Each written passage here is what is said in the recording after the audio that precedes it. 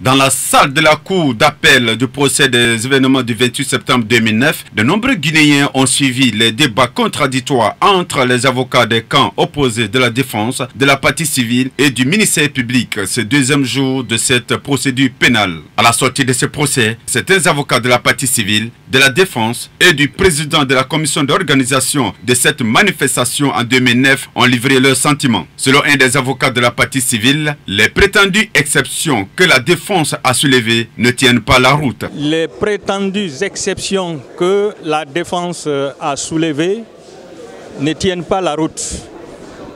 Ils ont soulevé ces exceptions tout simplement pour retarder le cours normal de ce procès. La partie civile, notamment à travers ses avocats, a démontré par A plus B et point par point qu'aucune prétendue exception ne tient la route. Un autre de même camp soutient que dans ce procès, c'est le droit guinéen qui compte avant de rajouter la Guinée a ratifié le traité de Rome et ce n'est pas la CPI qui s'est invitée. Le droit qui compte ici, c'est le droit guinéen, c'est le droit du peuple guinéen. C'est quelque chose qui est très important pour les victimes. C'est un combat qui a été celui de toutes ces victimes, de l'OGDH, Organisation guinéenne des droits de l'homme, de la VIPA, Association des victimes, de la Fédération internationale des droits de l'homme également.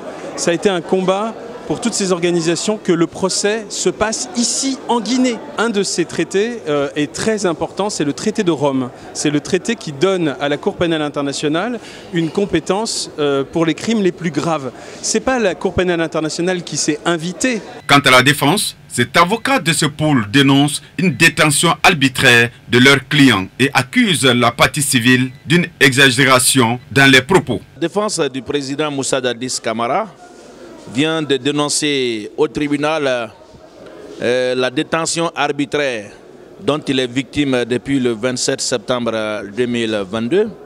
Ce jour, le procureur de la République, sur la base d'un simple courrier, en application, dit-on, de l'article 252 alinéa 1er du Code de procédure pénale, a organisé l'arrestation et la détention du président Moussa Dadis Camara. Je pense qu'il y a de l'exagération dans ce que j'ai entendu du côté de la partie civile. C'est vrai que c'est nous qui avons confirmé la nouvelle que Toumba s'est effectivement rendu auprès de Dadis pour lui présenter les excuses, mais l'entretien n'a même pas dépassé 30 secondes. Et lui, il parle ici de 15 minutes. Celui-ci est du même bord à la défense. Pour lui, la procédure a bien commencé, qu'ils ont souhaité la libération de leurs clients. La procédure a effectivement bien commencé. Le premier jour était la présentation de l'ordonnance de renvoi, la lecture de l'ordonnance de renvoi, dire à nos clients les faits articulés contre eux. Et aujourd'hui, c'est pour les exceptions. Nous avons tous souhaité la liberté de nos clients. Surtout les derniers clients, à savoir le colonel Claude Pivi, le colonel Blaise Goumou et leurs co-accusés qui sont librement venus la dernière fois répondre à l'invitation du président. Et à la sortie du bureau du président, le procureur les a invités à son bureau et il les a exigés d'aller se constituer prisonniers à la maison d'arrêt. Le président de la commission d'organisation de cette manifestation des leaders politiques qui a abouti à cette tuerie approuve qu'il est très heureux et cela est un devoir moral pour lui de venir assister à ce procès tout en indiquant que c'est un grand pas et salue les initiateurs pour l'organisation de ce procès. Je suis très heureux de participer à la deuxième journée de l'audience concernant le procès du massacre du 28 septembre 2009. Puisque d'une part, c'est quelque chose qu'on avait attendu pendant très longtemps.